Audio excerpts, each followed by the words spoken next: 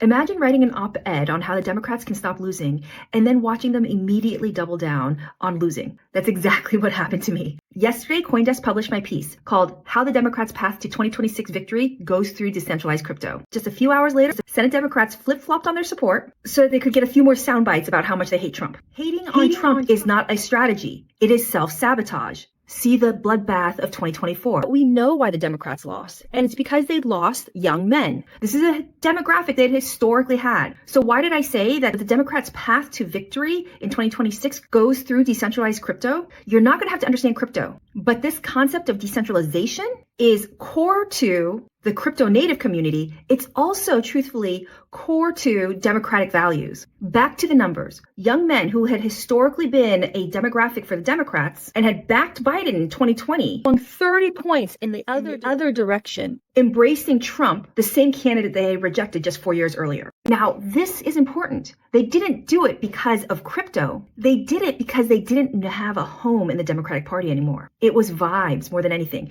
They went to the voting booth. They said that their number one issue was the economy. So while the Democrats still need to do a lot of soul searching about why, there's one solution that's hiding in plain sight, and that's crypto. And despite the talking points from BigCrypto, who are the handful of mega multi-billion-dollar crypto companies, young men are single-issue crypto voters. They're not. In fact, young men didn't even list it as one of their top issues. The economy was their top issue, followed by immigration, abortion, climate change. But crypto is giving us signal about the generational and gender divides that mirror the trends we're seeing with young male voters right now. According to Pew Research, 41% of young men have used crypto. That is orders of magnitude greater than young women at 16%, and people over 50 at 8%. So even if a particular young male voter isn't holding crypto, 42% of his peer set is.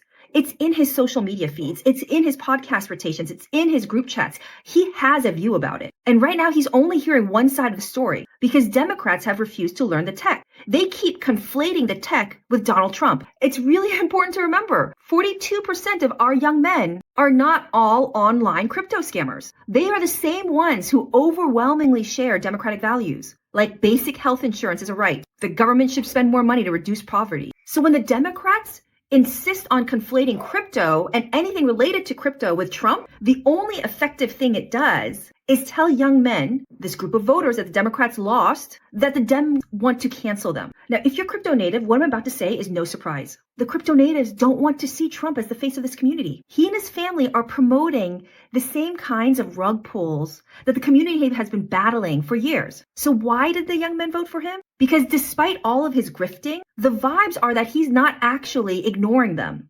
And even worse, he's not misrepresenting them. If you go to any crypto meetup or crypto conference, you'll know that the people who are building this community aren't about hype tokens. As a small history lesson that I think mainstream media often forgets and Democrats refuse to internalize is that this crypto movement was born out of the mistrust of big banks from the 2008 financial crisis. The crypto community agrees on general principles such as people should have control of their money, people should have control of their data, people should have control of their digital identity. And they mistrust centralized institutions like Wall Street, like big tech. Their mantras are mantras that we should all probably have in our own digital presence. Don't trust, verify. Not your keys, not your coins. If you don't know where the yield comes from, you are the yield. Democrats' insistence on conflating Trump's opportunism with the entire crypto community is just lazy. And sure, mainstream media has us all believing that crypto raised a bunch of money to take out Democrats. It's true. BigCrypto raised a $260 million super PAC. But that $260 million only came from 50 individuals. It's not a movement. There's a whole voter base of millions of young men who did not contribute to that super PAC. And those millions of young men turned to crypto because of their mistrust of Wall Street and big tech. The same mistrust of Wall Street and big tech that Democrats have. So the Democrats should not be endorsing hype coins or bad legislation. But what they should be doing is learning about what is core to this crypto community. Individual digital ownership, decentralization. Democrats must bring this voting bloc back under the tent. They can't afford to make this a habit. One cycle is a blip.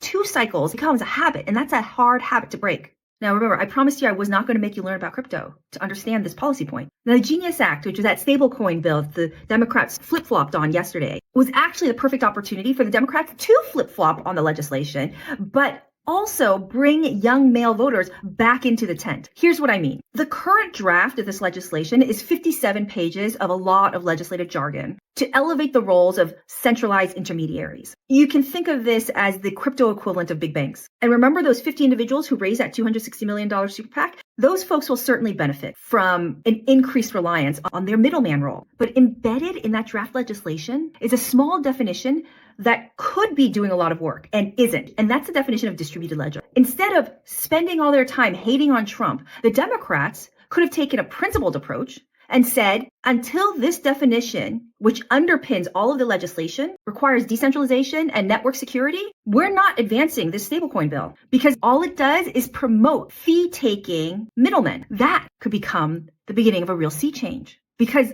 these young male voters don't like fee takers. The Democrats wouldn't even need to mention Trump because the reality is that none of the Trump ventures would survive any legal definition that would require true decentralization. So the real question is, do the Democrats actually want to keep losing elections just so they can have more Trump sound bites? Or do they want to act like a party that wants to win again? Yesterday's vote tells us that they just want to keep losing and they're running out of time to change course.